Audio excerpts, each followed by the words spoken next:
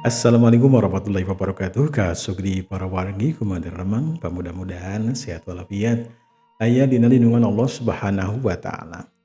Dina dangetayna simkuring baris neraskeun jejer cerita Sunda resep ngusep dina bagian anu katiluna. Mangga urang kawitan bae der kasadayana.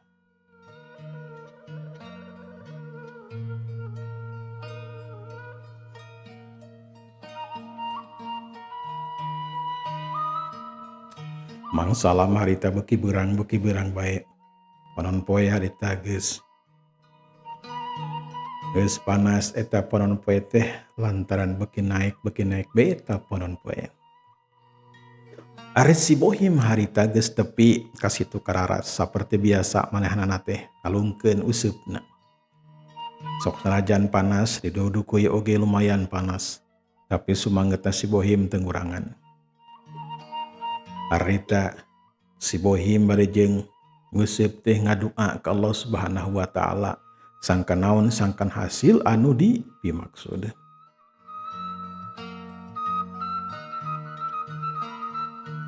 Geus aya kana satengah jamna eta useup teh can aya nu medol hiji acan. Geus tuning lebang eta lauk teh jiga nu sieun pisan ku si Bohim. Cecere eueuh, beunteur eueuh, soro eueuh, lauk emas masuk bawona. Jika nu geus nyaho yen si Bohim teh nguseup deui di dinya. Tapi geus aya kana sajamna mah nyud. Harita useup si Bohim teh anu medol. Ku si Bohim diantepkeun siet eta useup teh langsung dibawa ku lauk. Puguh bae si Bohim teh kaget. Manehanana langsung medol jejer useupna. Kiriwil harita meunang lauk soro lumayan gede. Saluhureun anu kamari. Puguh bae si Bohim teh kacida bungahna. Manehanana banget bungah ajrag-ajragan nganuhunkeun ka Allah Ta'ala ngucapkeun alhamdulillah.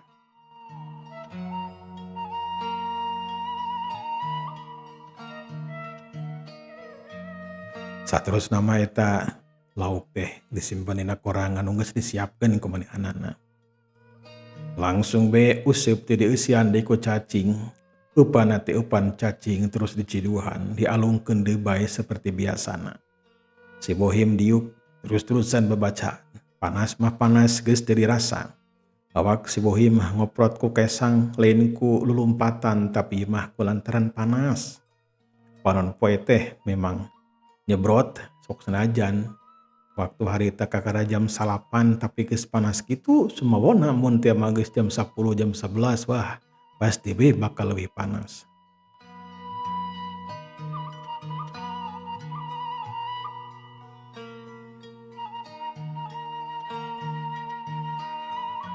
Kana pancingan si Bohim teh eueuh lauk hiji-hiji acan ayeuna mah. Jiga nama tanda-tanda geus moal meunang deui si Bohim teh. Lantaran lauk anu sejen geus nyahoeun yen aya babaturanana anu beunang ku si Bohim. Kerjongjon si Bohim harita nguseup datang weh kadinya si Dira jeung dua baturna. Manehanana nyeungseurikeun ka si Bohim. Ari maneh wae Bohim? Dibareto nepikeun ka ayeuna teh resep nguseup. Naon coba hasilna nguseup wae? Da geus meunang naon maneh teh wae? Nguseup ngan nguseup we ti bareto. Teu bosen eta nguseup wae.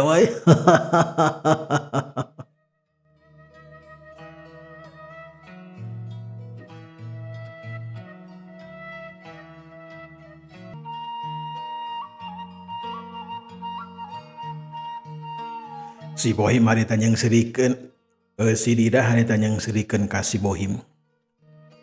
Puguh wae si Bohim teh kaget lantaran si Dida datang ka dinya.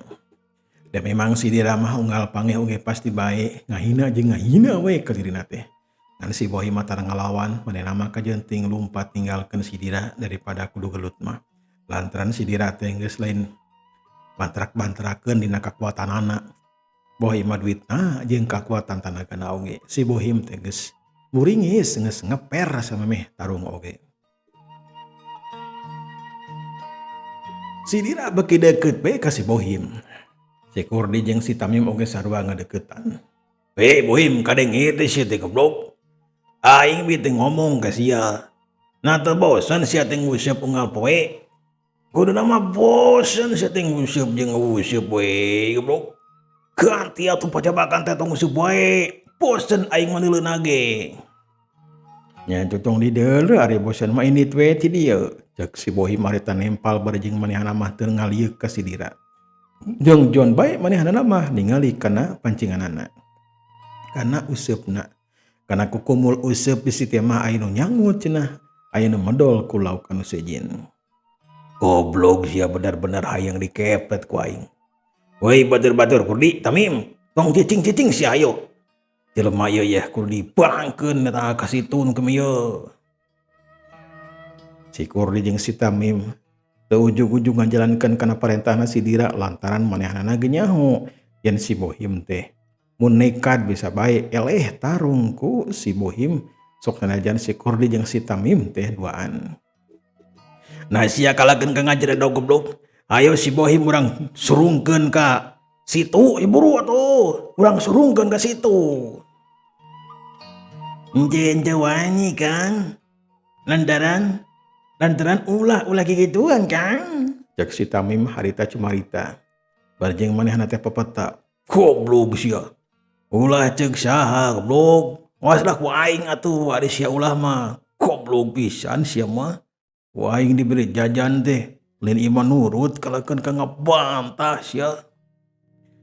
Sidira harita ambeukeun ka si Tamim. Dina kayaan kitu kerenyat siap. Harita usupna si Bohim teh disantok ku lauk jika nama lauk teh lauk gede. Eta lauk teh mawa usup si Bohim. Ugoe si Bohim ka cidabungahna. Buru-buru si Bohim nangtung berjeng madol jejer usupna. Tapi edas dibedol teh pageuh pisan. Jika anu lauk teh gede nanti aya kana 10 kilo. Malahan mah bisa bae kana 50 kilo eta lauk teh. Si Dira harita mendikeun ka colok bengong, si Kurdi si Tamim geus sawa colok bengong nempokeun jejer usup anu kunikeun ka ngaluk jiga nu bakal potong. Si Bohim terus medol sakuat tenaga, tapi edas kakuatan eta lauk ka cida gedena. Si Bohim teu kuateun medol beberegeg. Aduh, lauk naon cenah deui munikeun ka berat kieu. Si Bohim harita beberegeg manehna medol eta useup. Medol jejer useup. Si Bohim maksudna naik mundur, tapi di tukang pun aya si Dira jeung si Kurdi oge si Tamim. Si Dira sadar kana kahayaan waktuna anu tepat pikeun si Dira mah. Sangkan si Bohim teh asup kana situ Kararas. Ngagejebur kana cai. Teu tatapas sini deui harita. Si Dira langsung nyejek tonggongna si Bohim. Syuk jebet. Puguh bae si Bohim teh kaget. Solonton kejebur di tengah kujubar ka situ Kararas. Si Kurdi jeung si Tamim colok bengong teu nyangka si Dira teh bakal wani ngagujubarkeun si Bohim kana situ Kararas mangkaning eta situ teu jero. Si Bohim roesan harita hayang keluar tina jero cai tapi edas. Si Bohim teh dek naik disungrungkeun bae. Dek naik disungkrungkeun di bae. Sebab barakali dek naik kalakeun ka disuntrungkeun di bae. Si Bohim ngalalap harita kana jero cai. Dina kayaan ngalalap kana jero cai. Aya lauk harita saukuran ping-ping dewasa itunya. Ngurilingan badan si Bohim anu keur ngalalap ka jero cai. Dikurilingan ku eta lauk teh sabarakali puteran.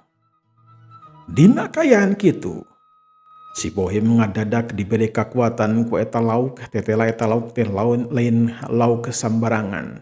Dina waktu muteran badan si Bohim aya cahaya saterusna mah eta cahaya teh asup kana dua panon si Bohim. Jantung si Bohim mendikeun kedak dikdug ratug. Manehna geus bisa dipastikeun bakal binasa be bakal paeh di dinya. Tapi nu kawasa nyatana Allah Subhanahu wa taala can waktuna si Bohim teh dipanggil ku nu kawasa. Si Bohim hade teh diberi kekuatan ku eta lauk teh, lauk teh robah jadi cahaya anu asup ka jero panon si Bohim. Ngadadak dua panon si Bohim bisa ningali kana sistem anu kaluar tina panonna. Sistem teh sistem komputerisasi eta mah para kaum dangu sadayana. Aya surah awewe anu cumarita dina eta sistem teh. Dina eta kekuatan lauk teh surah awewe eta surah awewe teh cumarita ka si Bohim. Yen manehna teh boga kekuatan, sistemna teh sistem poin. Mun si Bohim teh ngalalauk menang hiji, poinna bakal nambahan. Saldo poin dina waktu harita dibere saldo nyatana 1000 poin. Lumayan 1000 poin oge. Bisa beli HP, bisa beli jejer useup anu HD, bisa beli iPhone. Jeung rea-rea deui.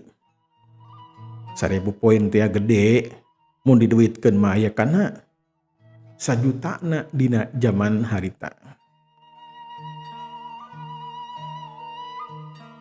Si Bohim sakuat tanaga, manehna teh rek kaluar ti jero cai. Nya lila mah si Bohim teh bisa ngarampak jujukutan di sisi eta situ. Detela si Dira, si Kurdi jeung si Tamim teh geus ngajauhan. Da lamun cacakan aya keneh di dieu mah tangtu manehna teh bakal dikebruskeun deui kana situ kararas. Karayap si Bohim teh ngarayap. Nya tungtung nama bisa weh keluar tina jero cai situ saterusna mah diuk dina urut anu tadi bari jeung ngusapan kana dadana. Dedela si Dira teh jalma jahat. Untung we masih kene aya nasib. Masih kene bisa hirup. Awas ya Dira. Awas ya. Hiji mangsa mah peurih aing teh bakal tepa ka maneh. Kabagjaan aing bakal datang ke diri aing jeung ka indung aing. Awas ya Dira. Itu kerentes hatena si Bohim dina waktu harita.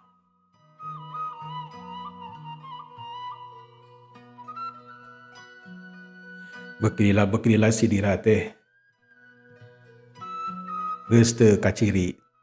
Manehna nama geus balik jeung 2 baturna.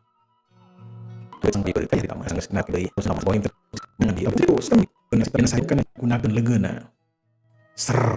Ser dipilihan make leungeunna. 1000 poin teh bisa menangkeun jejer useup kana 5 jejer useupna mangkaning jejer useup anu HD hargana mahal. Terus dipilihan sanggeusna dipilihan mah dipencet ku si Bohim teh. Eta kajadian teh ngan sakapok manehna ku jauh bisa katingali. Sistemna ngan katepok kumanehanana be. Sanggeusna jejer useup dipilih anu HD. Cring disada. Aneh memang. Ujug-ujug dina dampa leungeun si Bohim teh aya pancingan atawa useup jejer useup anu HD. Langsung katarima dina waktu harita pisan. Si Bohim colohok bengong. Kakara harita manehanana ningali eta kejadian jeung ngalaman eta kejadian.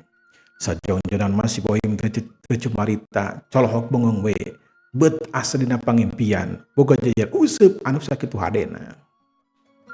Ieu mah jejer useup nangge bisa digolongan ku leungeun kenca kitu nya seperti dina TV gitu nya pada kaum dangu sadayana di Shopee geus seueur lah gitu.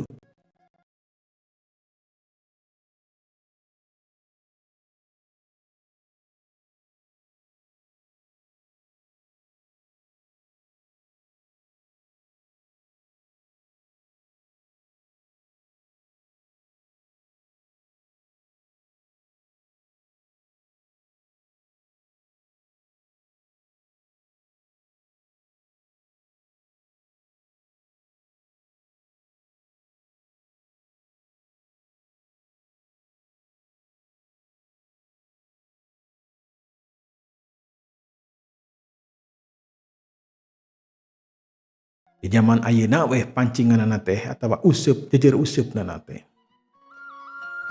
Dilaku lama si Bohim teu sadar kana eta kayaan. Yen manehna teh henteu ngimpi. Buru-buru eta useup teh, eta jejer useup teh dipanjangan para kaum dangu dipedol. Saterusna mah dioprek-oprek lantaran da kakara harita kudu dioprek heula jeung dipelajari ku si Bohim teh. Nya sangeusna dioprek mah dipelajari heula tungtung mah bisa we si Bohim teh. Ayeuna si Bohim kudu neangan pakana atawa umpana. Si Bohim mukakeun deui layar sistemna. Nu katingali ku manehanana arek meuli pancing, arek meuli umpan sangkan bisa bebenangan mah. Arek meuli pelet lamun cara mah perekam dangunya. Sistemna muka terus dipilihan. Aya tah pelet teh. Hargana teh aya kana 10 poinna terus dibeli. Cring. Set langsung aya dina leungeun si Bohim. Si Bohim mah tak kaget di bae lantaran barang-barang teh anu dipilih ku manehanana teh ujug-ujug aya dina leungeunna. 2 kali tah. Nu hiji mah jejer useup teh anu ayeuna nu kaduana nyatana pelet pikeun umpan eta lauk. Ya sangeusna aya dina leungeun mah langsung bae eta umpan teh dicobaan ku si Bohim. Kalawang be eta useup teh dialungkeun. Kakara oge sakedeung ujug-ujug aya lauk anu nyangut atuh puguh si Bohim teh ka cidabunganna. Ser dibedol beuki deukeut tetela laukna teh lauk sorongan leuwih leutik tinimbang tadi. Cering harita poin nambahan deui. Puguh bae si Bohim ka cidabungahna. Nya tungtung mah para kaum dangu sadayana. Si Bohim teh menang lauk loba, poin oge nambahan. Nu asalna 1000 dipotong meuli jejer useup 100. Dipotong deui ku meuli umpan teh 10. Sesana ngan saukur 800, sesana 880 para kaum dangu sadayana. Harita mah geus beda deui lantaran hasil menangkeun lauk sababaraha hiji. Tungtung nama poin anu aya dina sistem teh nambahan jadi 1200. Puguh bae si Bohim teh ka cidabungahna. Manehanana buru-buru balik berjing mawa lauk pikeun dahar engke sore jeung ambu cimot. Jejer useup mah teu poho ditilepan saterusna mah dibawa. Eta jejer useup teh fleksibel para kaum dangu sadayana nya. Jadi henteu panjang eta mah bisa ditilep-tilep.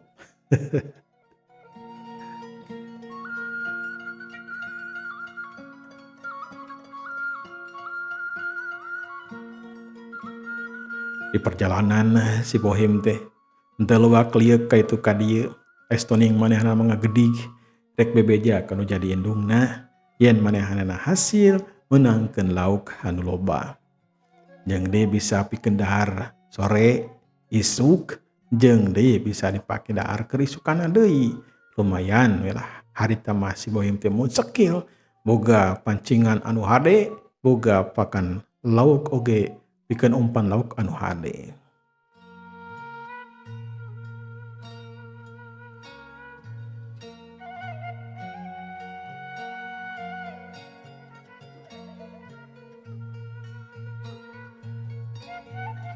Gancangna cerita para kaum dangu sadayana, si Bohim teh geus tepi weh ka imahna.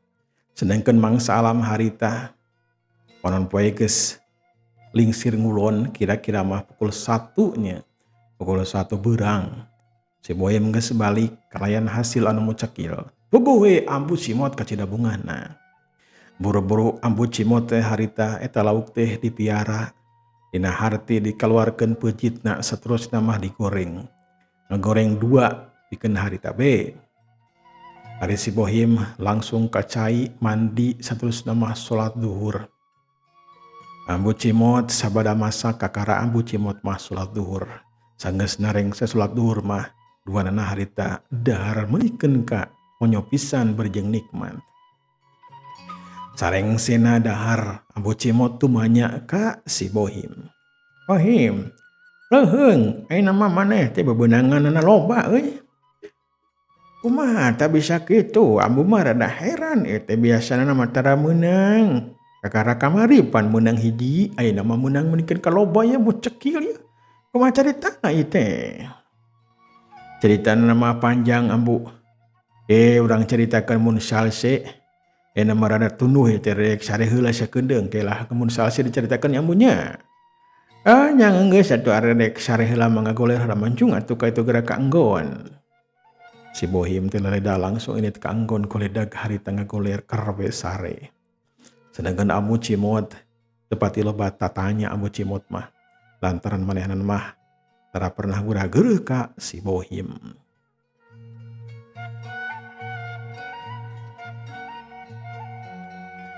Kasugri para wargi urang kocapkeun harita si Dira, si Kurdi jeung si Tamim. Sabadana ngagubruskeun si Bohim ka situ kararas teh. Si Kurdi, si Dira, si Kurdi jeung si Tamim harita leumpang. Saterusna mah manehna teh nyimpang di hiji warung.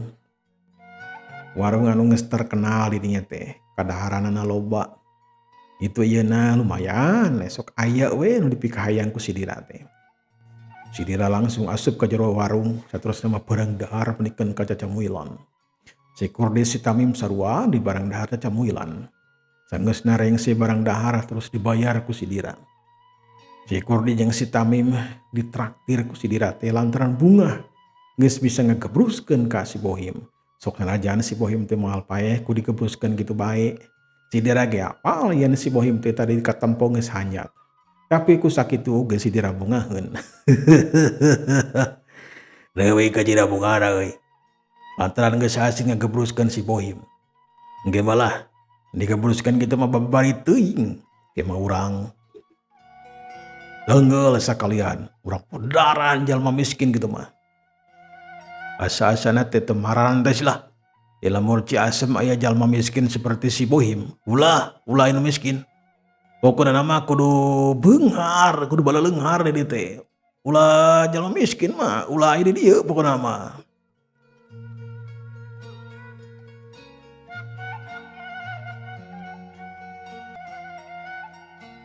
Bener pisan eta teh geng. Bener pisan geng.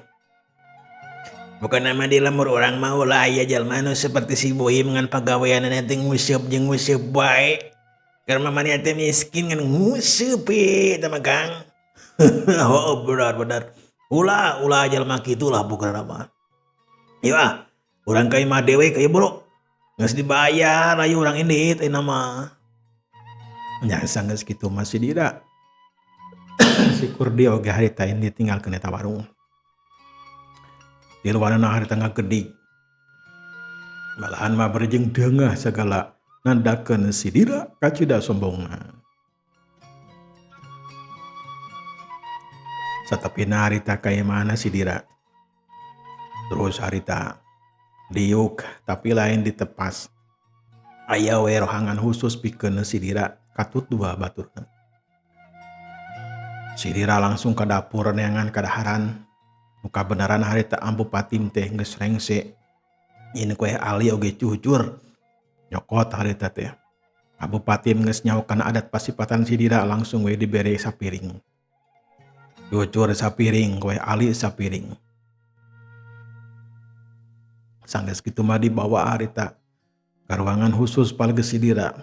Langsung diasongkeun ka si Kurdi oge ka si Tamim.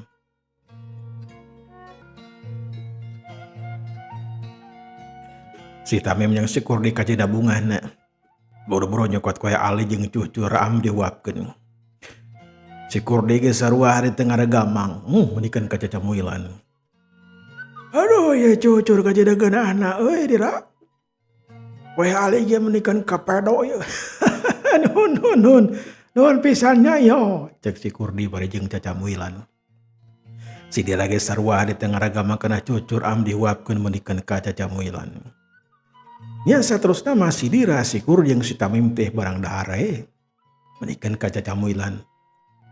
Padahal maci keneh di warung barang dahar harita oge datang ka imah teh karekeun ka barang dahar. Sapiring kowe Ali jeung cucur teh ladis kutiluan menikeun ka beak. Jadi rarikat dengan cai sanggeusna meunang mah berjeng mawa ketel oge gelasna datang di kadinya. Leguk-leguk si Dira nginum, si Kurdi si Tamim ge sarua nginum menikeun ka ngalekik bangun anu nikmat. Heuleuh waktosna parantos para kaum dangu lujeng kantun ka sadayana. Wassalamualaikum warahmatullahi wabarakatuh.